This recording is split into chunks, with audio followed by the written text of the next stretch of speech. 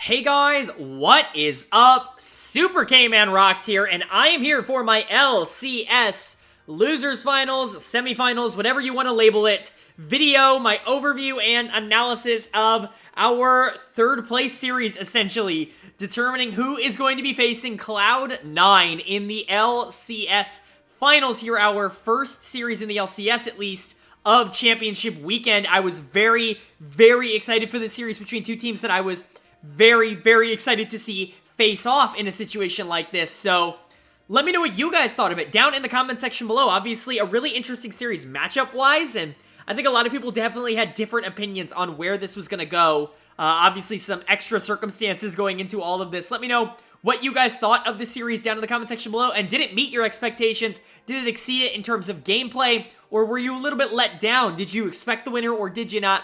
Of course, just let me know any thoughts you have down there. But let's go ahead and jump right into this series. Let's go ahead and start talking about it, because it really was a very, very interesting one between two very good teams. Obviously, one will be going home, and one will be heading to the LCS Finals. Both these teams have qualified for Worlds, but there is a little bit more on the line, of course, as the loser here as well will not get an auto draw into group stage. Only the winner will go into group stage. The loser will go into play-ins. Now, we'll talk about that in a little bit, but it is going to be a matchup between the winner's bracket side of the 2-seeded 100 Thieves team and the loser's bracket side of the 1-seeded Evil Geniuses team. Now, a very intriguing matchup between the 1 and the 2 seed that I don't think a lot of people expected to see here in losers finals for one reason or another. This is actually a little bit of a surprise to me, at least. Obviously, I had predicted EG and 100 Thieves in winners finals, Cloud9 making that big upset run all the way to the finals here, but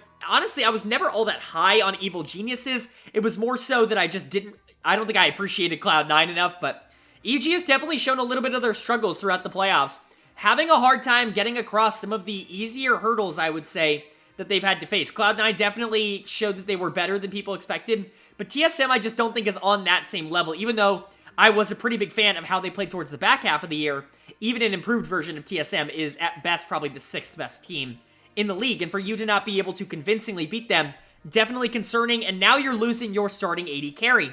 Obviously, Danny took some time off for mental health reasons. I do not blame him at all. If he thinks that this is the right thing to do, then it is the right thing to do, but it does mean that Kaori is going to be coming in their Academy AD carry. Obviously, a player from the Turkish League. He played there for quite a while. Obviously, a player for Supermassive for a bit of time there, so definitely going to be an adjustment there, but for 100 Thieves, you just want to keep the momentum ball rolling. You weren't able to get past Cloud9 in a surprisingly close series, and you're hoping to be able to get another shot at that at LCS Finals. Like I said, it's going to be very important to win this series because you don't want to be in play-ins this year. In most years, I would say that play-ins are a little bit of a bonus, but not so much this year because of the way the format is going to work. Presumably, they're going to be going back to the old format of 3 teams per group, and that isn't good when you have, 5 major region teams in play-ins, which is what we're going to get this year. Obviously, one from each of the major regions, and then the LEC has a second one. And so, you don't want to be the team that has to play a best of 5 against the Mad Lions to get into Worlds. That's definitely not the situation that you want to be in. So this is a pretty big matchup to play here. Who is going to take it? Let's go ahead and find out. We're going to go game by game, starting, of course, with game number 1. And game number 1 was won by Evil Geniuses. I held it a little bit longer there. I wanted to, breathe the suspense a tad bit more, but Evil Geniuses is able to take game number 1 here, and honestly, they look fantastic. I certainly wouldn't have expected them to come out in this series with such a positive victory, such a compounding win, but they certainly did it here in game number 1. Incredibly dominant performance from them, and honestly, most impressively, from this bot lane, who really were the focal points of this game. You go for a more early-centric bot lane into the hyper-scaling bot of Senna Tahm Kench. Obviously, something that is very passive, but if you do get to that late game, it can be very, very, very aggressive towards the back half of the game. You pair that up with more aggressive picks on 100T's side, like the Azir, like the Aatrox, things that want to try to get to that late game. You are susceptible to some early problems, but hopefully Closer can be able to close the gap on a lot of that. Unfortunately, he just wasn't. EG was very, very good in the early game here. Inspired gets on Trundle, a pick that we've seen pretty much globally be very fantastic early, and I tend to think that this is one of the more proactive junglers in the game right now. A lot of players that I would consider to be the most proactive players in the world have taken advantage of how strong Trundle is right now, and I like to see that continuing here in North America. And then you got Kaori and Vulcan on the Lucian Nami. Obviously, this is something that they practiced very much so before this game because they were very, very good on it in this one. Kaori was phenomenal on this Lucian, playing it so aggro. Obviously, that's the way you need to play it, but being so pressurized in lane can be difficult to maintain throughout an entire game. But Kaori was basically spamming everything on cooldowns. He was always trying to fight, basically trying to force FBI and Huhi to make a move. And if they couldn't, then he was just going to chunk them out and be able to take the series advantage from there. And that's essentially what happened in game number 1, is FBI and Huhi were not ready for that level of aggression, for that level of pressure from this bot lane, and I really think that EG took perfect advantage of that. Kaori, a big candidate for player of the game here, although if I have to be realistic, I do think I have to give player of the game in game number 1 to Vulcan. While Kaori was phenomenal, Vulcan continues to prove game in and game out why I think a lot of people, me included, are starting to look at him as the best member of this Evil Geniuses team. He continues to be a huge multiplying force in the early game, whether it's in lane or out of lane. He continues to push forward the carry in whatever way they need to. He was a big plus for Inspired throughout most of the year. That's kind of been translated into the bot lane here, where I think they've started to invest a lot more resources than they did in the regular season. I think Vulcan's a big proponent of that. He was phenomenal on the Nami here. Those bubbles couldn't miss, obviously enabling Lucian to do as much damage as he could. And then even when Lucian wasn't directly involved in everything, Vulcan seemed to be everywhere that needed him. And it was just a really impressive performance. He continues, in my opinion, to prove that he's the best support in North America. But it wasn't just him. Impact, JoJo, both pretty good this game. Inspired, like I said, a lot of good early pressure from the Trundle into the bot lane, making sure that Lucian Nami lane gets online. This is something I talk about a lot on the channel, is it can be very frustrating as a viewer when you see the Lucian Nami pick and then basically the jungler just completely ignores that lane and you lose all the aggression and the pressure that lane, affords you in the first place, the reason that you're picking it in the first place. And so I really like to see Inspired go bot lane, really try to snowball that Lucian out of control, get Kaori on something comfortable, and then let him be able to do a lot in the late game, and it certainly worked. Impact and JoJo definitely did their parts. There was a funny play with JoJo towards the back half of the game where he gets Poppy ulted by Closer, and because of that, he ends up in a really weird position where he can end up flanking the entirety of the 100T team, and he basically decimates them. It was a really weird play that I don't think you're going to see very often, but it was definitely funny nonetheless. But overall, good win for EG. As for 100T, definitely not the way you wanted to start off the series. A lot of people don't like this draft. I'm definitely one of them. I definitely have kind of adjusted my draft ideology recently, as I do think you need at least some level of early component outside of just the Poppy in this comp, because obviously Trundle into Poppy, considered a Trundle favored matchup. A lot of people like that in favor of Trundle. I think it's relatively even if you have pieces around you that you can work with, but Aatrox, Azir, Senna, like none of these lanes really want to be pushing forward. Where is your aggression going to come from? Because this is not really a meta where you can sit back and go even and scale. The other team is going to be forcing advantages, and if you're not able to keep up with that, you're probably going to fall behind, and you're going to need a pretty big comeback. And unfortunately, that's exactly what happened here, is pretty much every lane lost pretty handily, and that was definitely disappointing. Like I said, FBI and Huhi kind of got clapped by Kaori and Vulcan, a lot of pressure from Inspired, but even in the 2v2, Kaori was really just out-pressuring what FBI was able to do in this game, and it was really, really impressive. JoJo was much, much better than Abadage here on the Victor. Abadage had basically no impact on the Azir, probably the least defensive player on the team, though. And then Someday in the top lane picks this Aatrox blind, gets the Ornn. I know a lot of people are really down on the Aatrox pick, and I get it, right? Like, I get why people are going to be down on it, because recency bias is very strong amongst us, and the last 2 weeks or so, Aatrox has just kind of been a meh pick. But we have to remember that this is still the same patch that Aatrox dominated on in pretty much every region just like a month ago, and so overall, I would say that Aatrox is still a pretty good pick. He's not super blindable, but people weren't blinding him before. I think people's interest and confidence in Aatrox has just grown so much that he's now being put in a position that he probably shouldn't be in the first place. And it's not like Someday's best champion isn't Aatrox. We've talked about this. We talked about this in the series against Cloud9. It was incredible how Cloud9 was able to neutralize the Aatrox on the side of 100T, because Someday has done such a great job in his career of being able to expand leads on the Aatrox. It's been his best pick by far as a pro, and I think he gets it here again, and it hasn't been working. I definitely want to see them pivot away from something like that. Someday's going to get my dud of the game in game number 1. I definitely want to see them pivot away from it, just because even if Someday is good at it, it's clearly not working for you right now, and I do think it needs a very dependent matchup to make it work, and I just don't think EG is going to be giving that to you right now. So definitely pivot away from that. Outside of that, maybe go for something a little bit more early game aggressive.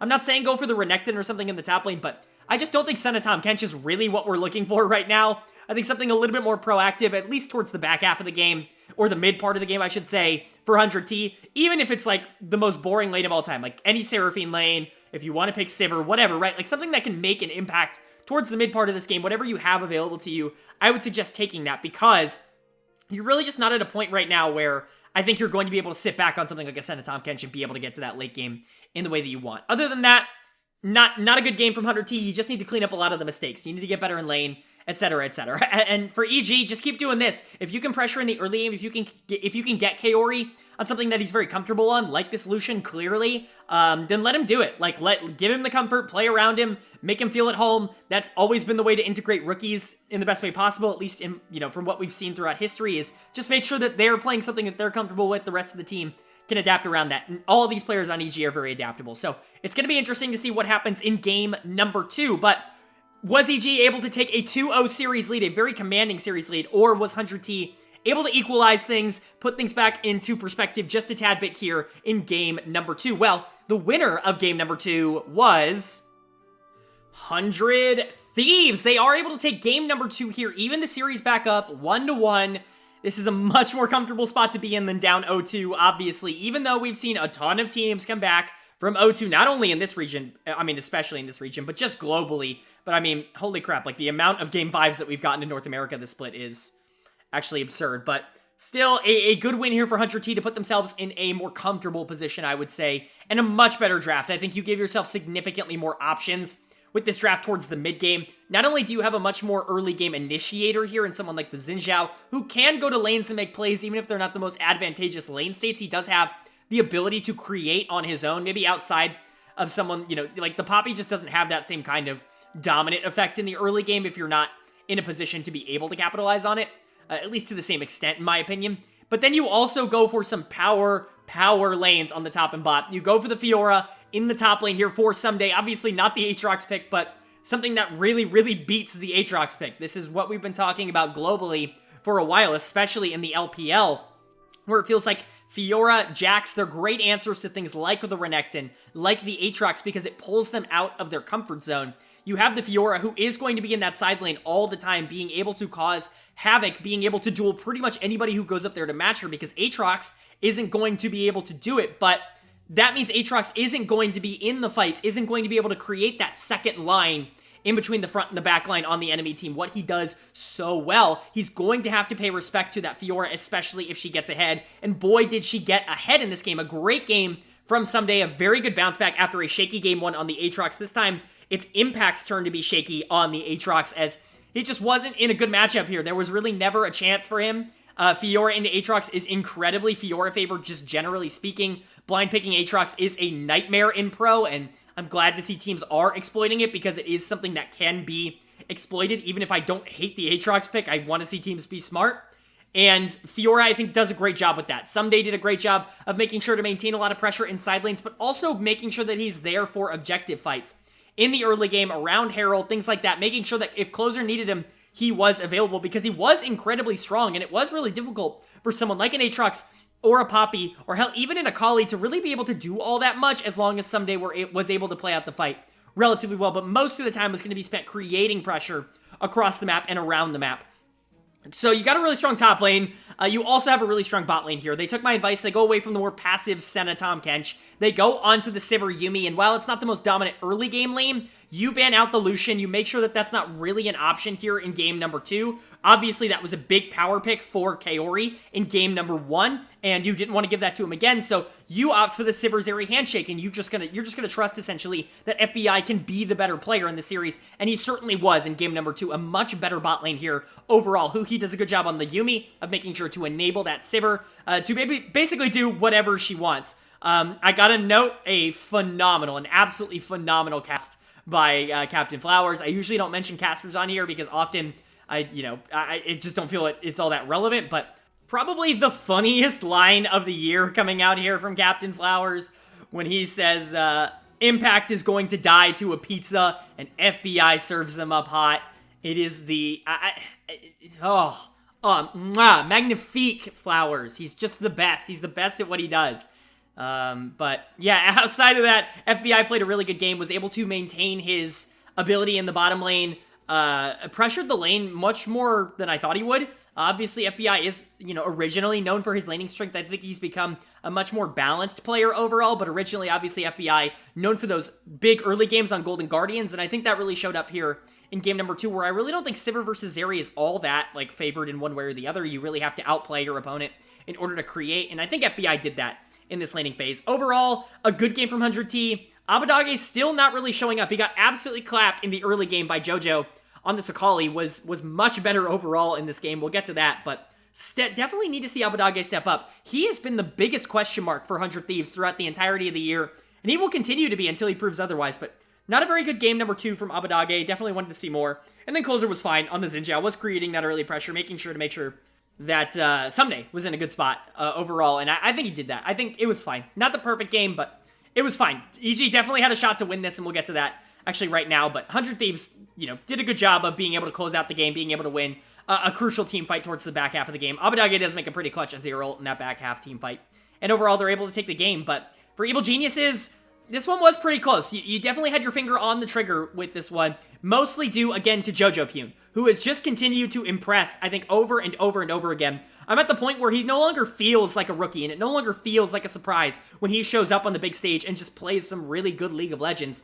He's a really freaking good player. He is a world-class mid laner, one of the best that we have here in the LCS, and I think he's proven that at this point. A really good game from him on the Akali. He's able to completely outplay Abadage here on the Azir, able to generate that early lead, and able to cause a lot of problems in the mid game for 100 Thieves, who generally have a gold advantage throughout most of this game, but Jojo Pune almost single-handedly is able to keep them in it.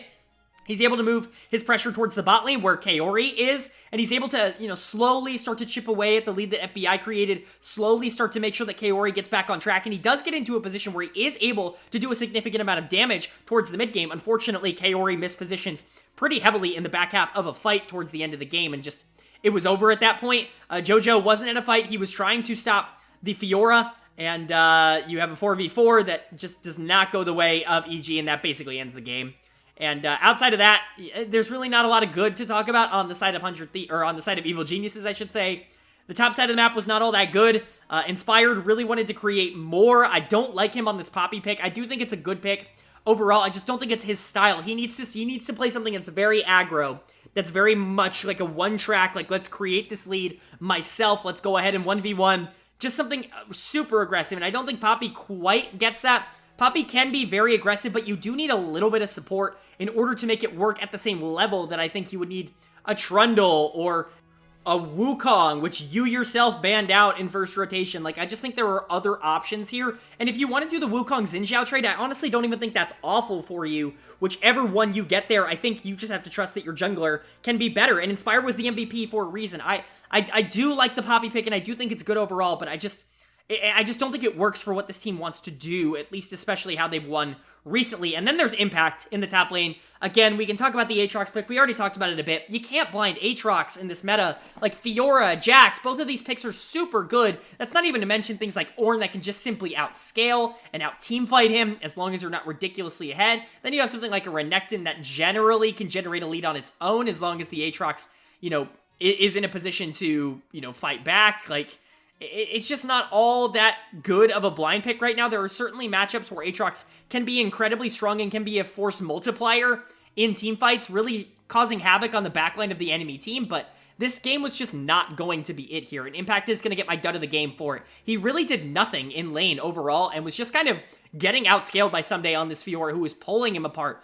So much so that eventually he just wasn't even able to be in that side lane against Someday. Jojo had to be the one to answer that because he was the only one who could actively deal with the Fiora, and that was a problem at that point in the game. So Impact definitely deserving of the dud of the game in game number 2, but I expect him to bounce back. I really don't expect to see a lot more Aatrox in the series, especially blind. I think both of these teams are really just feeling out on the pick overall, or at least they probably should be. At least 100 Thieves definitely should be. I think EG definitely can go back to it in certain circumstances, but Impact just has such a wide champion pool. I think you might as well go and try other things that aren't, just a little bit questionable as of recently. And so Overall, EG just needs to get back to that early game dominance of game number 1. Again, you take inspired off of something that can really create in the Trundle, you put him on something like Poppy, which can create, but does need a little bit more assistance to do so, and he just isn't able to create the same kind of lanes. And even if JoJo plays really, really well, you're relying a lot on Kaori to position well in those back half team fights, which unfortunately he can't do here, and then Impact just gets slaughtered in the top lane. Just go back to this part of the game where you can control the pace, where you can control everything from the early game. I think you're going to be in a much better spot. As for 100 Thieves, just do this. Again, early game is so important in this meta right now. It's the most important thing, in my opinion, and you gave yourself significantly more options here. Because this comp doesn't do poorly in the late game. You still have Fiora, Azir, Sivir, but the Xin Zhao is there to create a lot of pressure, and both the Fiora and Sivir lanes you can take advantage of in the mid game, which I think gives you options. That's what I like most about this draft, is I don't think it's very pigeonholed. I think you can really do a lot of things with it, and I think 100T took advantage of that. So, what's going to happen in game number 3? Obviously, a super crucial game 3. Series at 1-1 are always mostly determined by game number 3, at least in years past. And it's definitely going to be an important one here. Obviously, both teams want to get back to their winning ways, and I really can't tell you that one is more dominant than the other. I think EG has looked better in the first 2 games, but 100T has looked better throughout most of playoffs. So who has the advantage? I don't know. We're going to find out in game number 3. And the winner of game number 3 was Evil Geniuses. They are able to take game number 3, put themselves back into the driver's seat in this series. A big win. Like I said, game 3, very influential typically in the tipping of the scales in the series. Now you only have to win one of the remaining 2 games in order to solidify yourself in the LCS finals, whereas 100T is now in the predicament of having to win 2 in a row against a very good EG team. But what happened here in game number 3 to get us to this point? Well, this might be the most dominant game of the year, like in any major region that I've covered. Obviously, I can't speak for any of the minor regions. I love them to death. I'll do my research for their playoffs before Worlds and everything, but I haven't been able to watch them throughout the year. But for major regions, the 4 major regions, this was kind of insane. This was like a 20k gold lead at one point. I think it ended at a 20k gold lead. It was absurd how strong EG were in this early game, and just transitioning that into the mid game, being able to dominate the mid game. That's really where this league grew from really good to, the biggest all year, and really, unbelievable. A great game from EG. Exactly what you want to see from them. Player of the game, honestly, a pretty easy choice in my opinion. It's going to go to Jojo Pune on the Sylas in the mid lane. This kid continues to show day after day after day why he is one of the hottest prospects that NA has ever seen at the position, as he comes in here and he really has just been dominating pretty much everybody he's played against. He was better than Bjergsen in their qualifying series. He's been better than Abadage here. He is showing up when it matters the most. And honestly, of all the players at MSI, he was probably the one who played the best, in my opinion. So you can't say that this kid shies away from the big moments, and he certainly stepped up in game number 3 on the Sylas.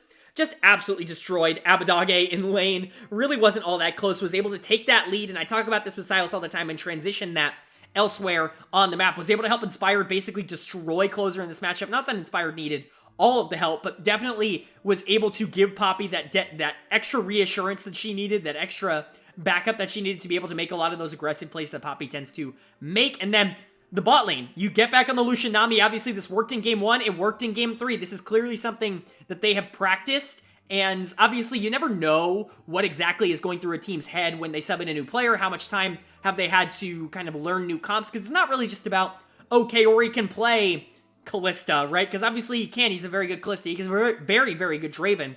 But is Vulcan comfortable playing with Kaori's Kalista? Is Vulcan comfortable playing with Kaori's Draven? Those are the things you really have to get comfortable with enough to be able to play it in a playoff match like this. It clearly feels like they practiced this Lucian Nami. This is something they wanted to go to pretty consistently in this series, and they are doing that. Another dominant game from them. Kaori has secretly just been better than FBI in this series overall, and it's been very, very fun to watch. Vulcan continues to just be awesome, especially on these enchanters, where it really feels like he's the most unlocked. It's not like he's a bad engager player, but this enchanter meta, I think, has really made him look good, and he's probably been the best to adapt to it in North America. And then you have Impact on the Gangplank. Nobody else in the world plays Gangplank well right now. We've seen it in pretty much every major region. We've seen people pull out the GP, and we really haven't seen it work at all, but it definitely has worked pretty much every single time that Impact has pulled it out here in the playoffs for Evil Geniuses. Not only is he a fantastic Gangplank player, but I just don't think there is a lot of respect for that champion right now, and when you don't respect the damage that Impact can do, that Gangplank can do, you get moments like we got in this game where it felt like that one barrel, I remember mid lane, basically, like, did, like, what, 3/4 of everyone on the team's health bar, and then they just free engaged and won the game. Like, what was that about? like, obviously, Gangplank's not broken. We know that. We know he's stoppable. But you gotta respect the damage. You gotta be able to not... you can't clump up like that. You know there's gonna be problems. And so, overall, I think the gold lead only exacerbated a lot of the issues that this comp can create. And it was just a super-duper well-played game from EG all around. As for 100T... bad. Not good. Not good. An absolute decimation here. And that's not what you wanted to see. You put Someday on something a little bit more cautious in the top lane after he just had a very good game on the Fiora. Not really a huge fan of that, but I understand, especially going into something like, you know, the Gangplank, which we didn't know at the time, but, you know, not knowing what you're going into with Impact, you don't want to pick Fiora and then be countered. You don't want to pick something else aggressive, you know, potentially like a Gnar or even like a Renekton, like anything that can really generate that lead on its own, at least for the most part. You don't want to be able to get counterpicked into that, and so I get wanting to go for the Ornn, but you're taking one of your best players, arguably, actually probably your best player, off of any sort of agency, because Ornn just isn't going to have that. You're trusting a lot on your mid-jungle duo to be able to keep up in this game, because Abbedagge doesn't really have the mobile prowess, the roam ability that someone like a Sylas does in this game on the Azir, and you're really relying on Closer to be able to step up and be able to generate leads for his lanes like he did in game number 2, but EG just had a much better early game this time. They focused a lot more on it. The Gangplank can take care of that matchup against Ornn in the top lane very, very easily, in my opinion. And then you go back to the Lucian Nami, a well that EG can go to over and over and over again and continue to profit from. Closer's not going to be able to do anything about this on his own. Like, he's just not.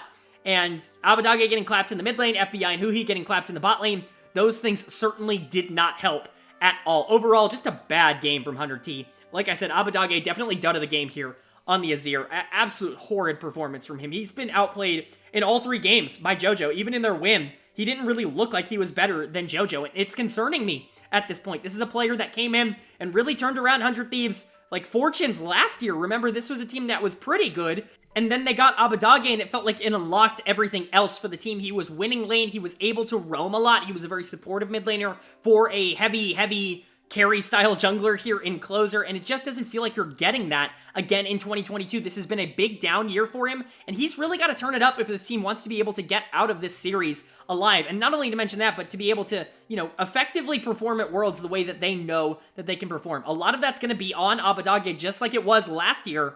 And, you know, right now I'm just a little bit concerned about it because he wasn't that in the regular season, and he certainly hasn't been that in the playoffs. Getting outplayed by Jensen in the series before this, getting outplayed by JoJo right now, just not the best look for him. He definitely needs to start stepping up, or I'm definitely going to get even more concerned as the series goes on. But nobody on 100T played well. I'm sitting here, you know, ranting about Abbedagge, but it's not like anybody on this team played much better. Closer got completely dominated in that jungle matchup by Inspired. It was his best game of the series by far. And then FBI and Huhi just couldn't keep up with the early game dominance that the Lucian Nami created for Kaori and Vulcan. And again, a very impressive performance from EG's bot lane, but you have to expect someone like FBI and Huhi to be able to step up against a rookie and be able to take advantage of some of the positioning, the over-aggressive mistakes. Closer's not really down there. FBI's not really doing all that much. Huhi's on a very passive pick in terms of, you know, taking advantage of mistakes, capitalizing on over-positioning. Like, Yuumi obviously is a great pick if you yourself want to be aggressive, but it doesn't really counter aggression all that well, and so overall, I'm just not a huge fan of what 100T is doing here. You just simply need to get yourself into better positions early. Because if you get into a position like you were at like 8 minutes in this game, it's over. Like, you don't have ways to come back, even though you do have the Ornn, you do have the Azir, you do have the Zeri. You're so far behind in gold, and you have so many pieces on the other side that are going to scale. Sylas scales. Lucian scales, he just doesn't have range. Gangplank certainly scales. It's not like you're running into a wall that will eventually get easier to break through. Like, this comp is strong early, and it keeps getting strong into the late game. You're just never going to have a spot if you're 100T. You definitely need to change out your draft priorities here, but overall, definitely not a good game 3. If it plays out like this in game number 4, it's going to be a very, very easy 4-game win for Evil Geniuses. But 100T definitely have the talent to turn things around in game number 4. But are they going to be able to do it? And are they going to be able to keep the series alive and push us to yet another game number 5 in the LCS playoffs? Well,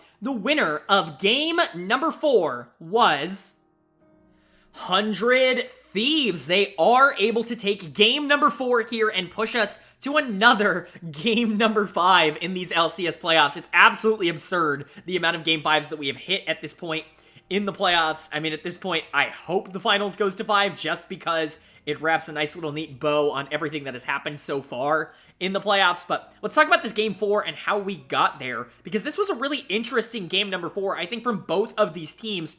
Overall, obviously, 100T definitely getting the better of EG. This was definitely their best game of the series, without a lot of doubt in my mind. And a lot of that, in my opinion, was because of the active play of Closer in the jungle. Obviously, this team relies on him a lot to be able to generate that lead in the jungle. They have very good laners. It's not to say that they don't, but Closer is a lot of the early game aggro that they like to take. FBI and Huhi like to generate their own leads, but they're not really going to be pushing to make big plays around the map. Obviously, Huhi's not much of a roamer. Really, like, that's kind of the thing that I think he's really taken a big step back on over the course of this year, is they've really focused on lane significantly more in the bottom lane. That leaves Closer as the big macro presence that's supposed to be the one affecting a lot of these objective traits, affecting a lot of the lane states in terms of vision control. Overall, Closer has a lot of responsibility on this 100 Thieves roster, and when he's not playing well, like he was for a stretch of the regular season, this team can struggle. But when he has games like this, where he really is controlling the pace, really playing that Malrang role, as I like to call it, because Malrang does such a good job when he has the pace of the game of being able to control it in Rogue's favor. I think Closer does a very similar thing here. He is a significantly more aggressive player than someone like Malrang, but they both do a phenomenal job at making sure that their team is set up in a phenomenal way after getting that early game lead, and I think Closer was great in this game on that. He is going to get my player of the game in game number 4. He isn't the only candidate, though. I think you could very realistically give this to FBI in the bottom lane, who played really well on this Zeri. We saw Kaori really struggle on this pick in game number 2. The Sivir Zeri flip goes opposite ways this time, with FBI getting the Zeri, Kaori getting the Sivir, and FBI gets the better of him in this matchup again. It is definitely a little concerning that Kaori and Vulcan don't look nearly as dominant without the Lucian Nami, but that's something we can discuss after we talk about 100 Thieves. FBI had a very good game on the Zeri, was really able to open up the late game here. Huhi did a lot of really good work on the Amumu. This is a pick I talk about being feast or famine on the channel. Obviously, there was some famine in this game. A lot of EG's actual aggression came from an overextension from Huhi. Sometimes you can bait your team with the Amumu engages because you don't really have any way out once you go in. Similar to Leona in that respect, but significantly more all in because you don't really have the tools to be able to survive a lot of burst. And so, honestly, Huhi can sometimes get him into a little bit of trouble, but a good game overall from Huhi, enough to set up Zeri and FBI here in a really good spot to be able to take over the late game. Closer doing a great job of making sure that is true as well. And then you have Abadage on the Taliyah. This is a pick that he really has kind of been good on over the course of the year. This is kind of a weird thing to talk about, but Taliyah has weirdly fallen out of meta, I think, with a lot of teams around the world, and I really don't know why. Obviously, we didn't see it at all. It was banned most of the LEC semifinals that we saw earlier in the day on this day, but in this series, it really wasn't high priority, and I just don't get why. I think it's a very proactive pick that can still be a pretty big secondary damage threat towards the back half of the game, especially if you're ahead. And we saw what Abadage was able to do on it this game. This was the first game in the series that he really looked competent as a mid laner. No offense, but like, he was getting clapped by JoJo through the first 3 games. Game 4 was definitely a different story. A lot of help from Closer, and obviously, you're going into the Azir as the Taliyah. You're going to have significantly more pressure on pretty much any roam play than JoJo is in this game. You put yourself in a much better spot. You have the very stable Renekton in the top lane. This is what I was talking about. Put Someday on something that he can play aggressive on, something that he doesn't have to just sit there and take whatever he gets, especially into something like the Scion. I really don't hate this Renekton pick. I get the idea of Scion, but we'll talk about that. Overall, I just think 100T played this game significantly better than they played any of the first 3 games, including their Game 2 win, where they really just pulled it together towards the back half because of Someday's Fiora and FBI on the Sivir. This one really felt like a more complete effort, I think, as a team, and they really showed that. They dominated this game. As for Evil Geniuses, not so great. You definitely don't want to be losing Game 4, but it isn't the end of the series or anything. You were up 2-1 for a reason. It gave you the flexibility and the comfort of knowing that if you lost this game, you still had a chance in game number 5. But you got to take a look at what went wrong in this game. And what went wrong in this game was just some very questionable decisions, I think, overall. I think it starts in draft. I think the top side of the draft here is super questionable. Obviously, the Jarvan pick we've talked about a bit in the LEC because we're seeing it kind of rise in popularity over there. I think you have to be very good at this pick to make it work. He's really not all that durable right now, and so for someone whose main job is to full engage and basically trap the enemy carry, he dies incredibly quickly. And so you have to make sure that you plan your engage as well, or else you could really just be pulling in a Mumu sometimes and just going in and immediately blowing up. Inspired, definitely not the player that I would associate the most with a pick like Jarvan, but certainly something that I think he can make work at the very least. The other questionable pick is for sure the Sion in the top lane. I've talked about this multiple times on the channel. I'm not a fan of the Sion pick right now in the meta. I just don't really think it accomplishes the thing that it's supposed to accomplish, which is being this infinitely scaling tank in the top lane that you just want to get to late game and he's going to be unkillable. It takes him way too long to get to that part of the game right now. So much so that Renekton is able to basically have a free lane up here, which someday does. There's really no pressure at all from Impact on this Sion. And this was one of the players that was really excelling in game number 3 on an aggressive pick like the Gangplank. To see him go to something significantly more passive early like the Sion, something that really does need to scale into the late game, definitely not what I wanted to see, and Impact didn't really play it that way anyways. He was trying to contest the Renekton. This very much felt like he thought it was a counter pick, and I just don't see that. I get the idea, again, of Sion being useful in the late game, but even at its best, Sion is like a little bit of what Ornn is. And Ornn is more consistent about it, and Ornn gives your entire team stats. I get that he was banned in this game, but like, I don't think Sion is the answer if you want to go for tanks in the top lane. I think there are other options. I understand the picks like the Gnar can be exploited in a top lane matchup, especially against something like Renekton, but at the end of the day, you can still have your jungler shadowing. It's not like the Sivir and the Azir are really going to lose in those matchups. You just want to make sure that that top lane isn't going to be a huge problem. If you wanted to go something passive, I do think there were better picks than the Sion in this case. And if you're really that worried about the Renekton matchup early, then ban the pick out. Like, clearly you thought you had the counter pick here, but I just don't see this as something that worked. So, not a good game from Impact. And then you had Inspired. Like I said, the Jarvan pick could work, but then he tried this weird level 3 gank bot, which is just really not something that works all that well in the meta right now, unless you have incredibly good setup for it, and Sivir Yumi is not incredibly good setup for a level 3 gank bot. It didn't work, and he got himself really far behind to the point where Closer was just able to dominate the rest of the game, and Inspired had essentially zero impact. He became the worst case scenario for what the Jarvan can be in the late game, which is, again, this full engage pseudo bruiser tank that can't tank, that dies instantly. And that was kind of the issue that Jarvan was having towards the back half of this game. They really relied on him for the engage, and he just wasn't able to do it all that efficiently, especially into the incredibly difficult to engage onto comp of Renekton, Poppy, Amumu. Hell, even like Taliyah and Zeri are incredibly mobile and can cause a lot of problems if you do try to full engage on them. There just doesn't seem to be a really good answer here for why the Jarvan was the priority pick here for Inspired. But overall, definitely want to see other things. Like, JoJo needs to get back to the form he was in the first couple of games. I have no doubt that he will. He's a very clutch performer, but Game 4 was definitely his worst of the series. That's something to think about. Kaori and Vulcan have really not shown all that much outside of the Lucian Nami. Obviously, like I said earlier in this series, you can only practice so much before you jump into a playoff series, but if Lucian Nami is the only thing that you feel comfortable enough to play at a high level, that makes you very targetable, and that puts a big target on bot lane. Overall, I think EG just has to figure out a lot going into this Game 5. Do they basically pray that the Lucian Nami comes back out in the bottom lane, or do they try to accept the Sivir Zeri trade again, knowing that they've lost both sides of the matchup? Do you want to put JoJo on something a little bit more proactive or something that scales into the late game?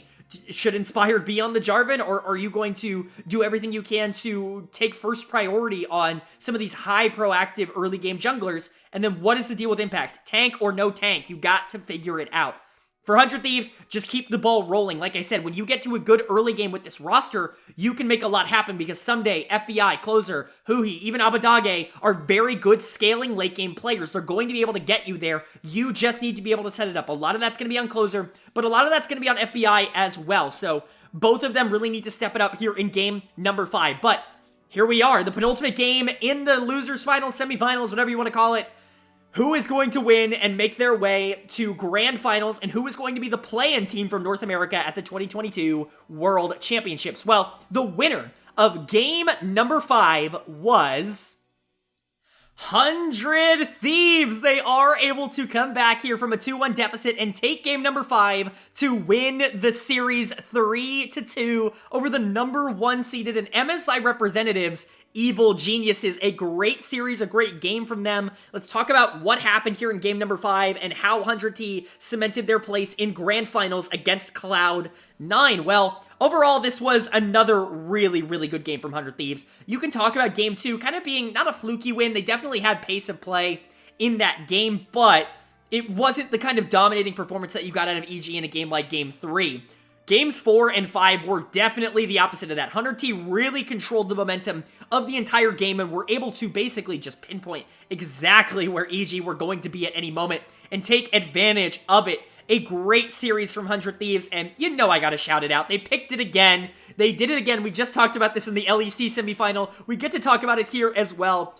The Soraka comes out in the support position. I've been talking about this pick for months as something that I'm just shocked no one has had the balls to pick up in the regular season. Well, they saved it for playoffs. It was the pocket pick. He pulls it out here in game number 5, and again, it is a huge influence in a major win for a team that really, really needed it at the moment. He does a great job on this Soraka. Obviously, I think LS is screaming at his computer still about who he's delaying of his mythic, but at the end of the day, you still got to play Soraka well, and I think he really did a great job in this game at making sure FBI was always in a position to be able to pressure out. Now, you don't have the same kind of wombo combo that you did with the Orianna Shockwave into Soraka Silence, but you still have a lot of pressure here because FBI is going to be able to outplay Kaori a considerable amount. Like I said, the Zeri Sivir handshake is definitely in favor of 100 Thieves in this series. FBI showed to be a better player on champions that scale into a relatively similar point. Kaori a much more aggressive player, and so he could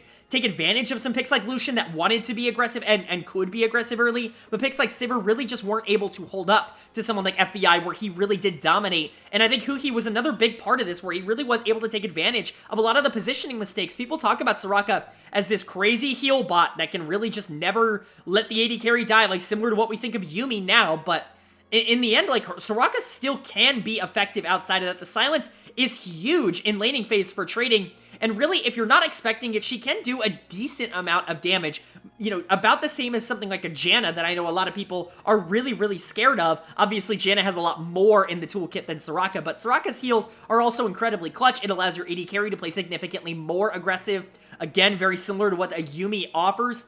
And at the same time, it really doesn't limit your ability to make plays across the map because Soraka can move around. She can be a little bit of a troublemaker. She wasn't so much in this game as we had Closer on the Trundle really focusing in on that bottom lane, but it definitely could be an opportunity for Soraka to move around, to create plays. I just really like the pick overall. I thought he played it really well in game number 5, and he's going to get my player of the game in game number 5 here. Like I said, FBI was also good. Closer had a great early game here. This is kind of what you're talking about with this 100 Thieves team. If they're able to get the pace of play in their direction, if they're able to control the momentum of the series, they're often able to just snowball it completely out of control. And Closer did a great job here, getting on one of the picks that I think I most want to see from pretty much every LCS team the rest of the year in the Trundle, and being able to take over the game. Again, we've seen the Trundle and the Poppy matchup be Trundle favored. This is something that, in theory, Poppy should be able to do quite a bit in, but she just really hasn't been able to execute on it. I think that's because you have to have laners that are able to support you, and Trundle just really kind of shuts a lot of that down.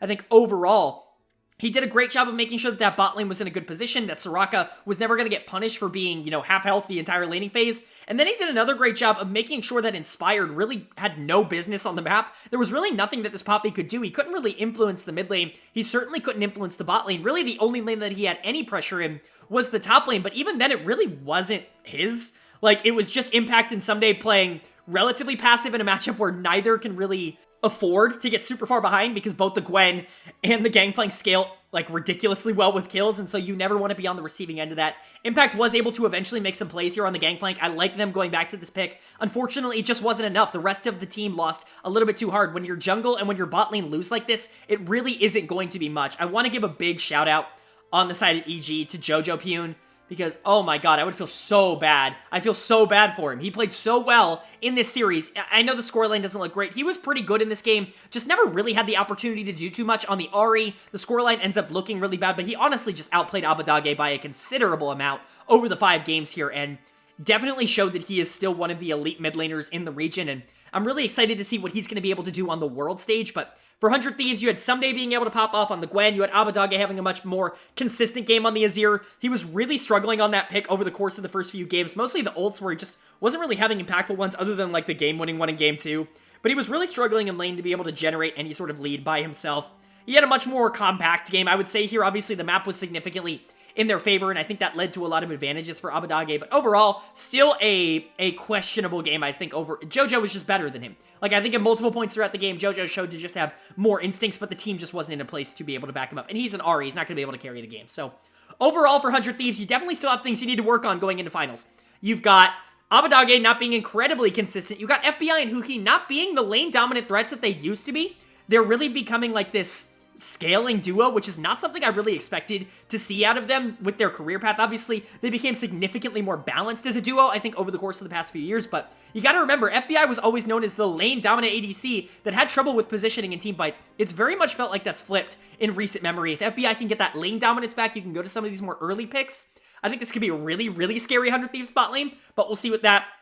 And then Someday, he's freaking Someday, he's the best top laner in the league. He continues to shine pretty much on whatever you put him on. He was just as good, if not better than Impact throughout every single game in this series, and that's all you can really ask from him up there. Obviously, he carried game 2 on that Fiora, a great game from him there. Another really good game on the Gwen here, where he was just simply better than Impact on the Gangplank. He did have some rough moments in game number 1, and then game number 3, which really wasn't entirely his fault, but overall, definitely came out looking better, I think, in this series than he did in the previous one against Cloud9, where it really felt like that Someday was kind of crashing down, that Fudge kind of had his number. So definitely a good bounce back here. And then Closer, I thought, was a lot better. For Evil Geniuses, though, this is the end of your playoff run. You are now slotted in as the play-in team from North America, but you are going to Worlds. And I've talked about this previously. Sometimes play-ins can actually be a secret buff because it allows teams to get used to the meta. It allows them to play competitive stage-experienced matches and a best-of-5. Before they even jump into group stage, you can kind of warm them up. However, this year is going to be a little bit different. I talked about this in the preview. You certainly don't want to be the team that has to play like Mad Lions or Fnatic in a best-of-5 in order to qualify for group stage, because those are really, really tough games in order to win, and that could be a real possibility for a team like Evil Geniuses going into play-in. So you just have to hope luck is on your side, that you draw a team that's a little bit easier to beat, either in your group or in the best-of-5, so that you can just get out a lot easier. Either way, you don't want to be in a situation where you have to win a clutch best-of-5 against another major region team, only to make it out of play-ins. EG hopefully would be able to succeed, even if that were the case. I'll talk about that a bit more when we do my Worlds coverage, but I'm really not counting EG out against either of those teams. But as for what they need to improve on, build around JoJo. Obviously, Inspired was really good throughout a majority of the year, but he was really good at creating a lot of early game impacts and translating them into the mid game, where then players like JoJo and Danny could really take over. Vulcan does a great job of that as well, especially feeding into Danny in that bottom lane. This is all under the assumption that Danny is back. If Kaori is there, obviously the game plan changes pretty significantly. You're leaning on that mid-jungle duo significantly more, but I still have a lot of faith in this team to be a little bit of an upset alert at the world stage, and just because they bow out here doesn't mean that they are completely, out of the running for being a lot better than they showed in the playoffs at Worlds. It's definitely something that time will tell, but they certainly do have quite a few things to fix. As for 100 Thieves, you gotta congratulate them. They are moving on to Grand Finals. They have made their way out of play-ins into the group stage of the World Championships, and it was really, really difficult for me to give a player of the series here, but I think I ended up settling on Someday in the top lane, who I think was probably the most consistent member of the team here, was really able to generate a lead in pretty much every game outside of game 1,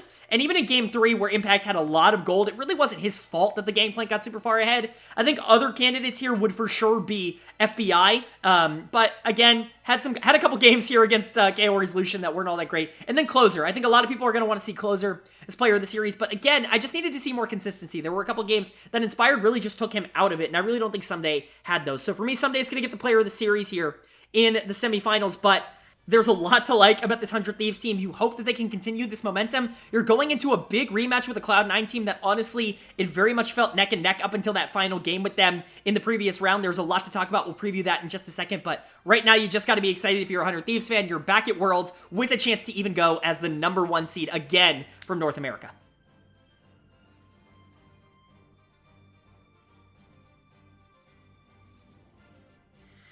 All right, that is going to do it for my LCS Losers Finals, Semifinals, whatever you want to call it, overview and analysis. 100 Thieves EG, a very, very fun series to talk about, but we do have another series. We have grand finals. The LCS title is on the line here between winners? The winners of winners, Cloud9, and the winners of losers, 100 Thieves. Definitely an intriguing matchup. If you want to know my position by position breakdown of those two, that's going to be up in the iCard right now. I detailed that before their winners finals matchup a couple of weeks ago, or a week ago, I should say. And not a lot really has changed in terms of my thoughts on these two teams in terms of skill level. In terms of where they're at, I think 100 Thieves is definitely going in as a little bit of the underdogs just because Cloud9 were able to take them last time, and they did it in a pretty dominant fashion with players like Fudge and Blabber really stepping up, and Jensen, gotta point him out, really stepping up and really being solid contributors to pushing Cloud9 kind of over the top and over where a lot of people, I think, expected them. Now, are they going to be able to repeat, or is 100 Thieves going to be able to actively take down the team that pushed them down to losers and get revenge and win their second LCS trophy here in back-to-back summers? Well, my prediction here is going to be 100 Thieves in 5. I know that might surprise a lot of people, and some people it won't surprise at all. I've planted my flag here in the 100 Thieves camp. I really do believe that they are the best team in North America right now. I think they've proven that relatively consistently. I think a team like Cloud9 definitely can get the better of you if you're not as prepared for draft, which is definitely what seemed like happened in the winners finals here, but 100 Thieves, I think, is going to go into this series significantly more ready for the things that Cloud9 is going to throw at them. Blabber is such an integral part of what they do. Obviously, both Jensen and Fudge do so much on this team to be able to enable that jungler to play as aggressive as possible. And I think that there's a world in which 100 Thieves just focuses everything on Blabber and forces someone else to beat them. Now, Berserker definitely could be that guy, but we just need to see it happen because it wasn't really like that in the winners finals. If you can take away Blabber, I think you've got a good shot. But on the flip side, if Blabber's in this game and Jensen can be his enabling self, and you have Fudge really being that guy in the top lane like he was, beating up someday on the Aatrox like he was in the winners finals, Cloud9 can hold their own against this team for sure. We already saw that. So my prediction is going to be 100 Thieves in 5, but my 2-game spread is 100 Thieves in 5, Cloud9 in 5. I don't think I'm quite sold enough to say 104 and 105. I think it's going to be 100T in 5, and then Cloud9 in 5 is my 2-game spread. I think that is probably closer to what we're going to get. I really do hope we get a 5-game series between these two teams because really at this point, could it be anything else? With the amount of 5-game series that we've gotten in the LCS playoffs, it would be absolutely absurd if we did not get to finish off one in the LCS finals, and these two teams are definitely evenly matched enough to deserve it, but that's going to do it for the video. If you guys enjoyed, I would really appreciate it if you left a like down below. Obviously, while you're down there, leave a comment and let me know what you guys think of the matchup. Cloud9 versus 100 Thieves. Who do you guys got down in the comment section below? I always love reading everybody's opinions down there, and, I love chatting it up with you guys. So if you have any, hot takes that you want to share down there, I'm always happy to start that discussion. I know there are a lot of other people that go to the comment section and love commenting on these discussions as well. So if you have anything, be sure to leave it down there. And, while you're down there, you might as well hit the subscribe button so that you can see when I post my recap, not only to the LCS finals coming up in just a couple of days, but also the LEC finals coming up. And then a bunch of Worlds content's going to be coming out very, very soon. We're getting the Worlds draw right after LCS finals. Might do a video with that. Definitely going to go over a lot of Worlds content, previews, analysis, and then once it starts, we're going to be talking every single day about what's happening at the World Championships. If you guys are excited for that, hit the subscribe button, hit the bell so you can be notified when I am putting out these videos. But with all that being said, I hope you all are having a great day. I hope you continue to have a great day, and I will see you all later.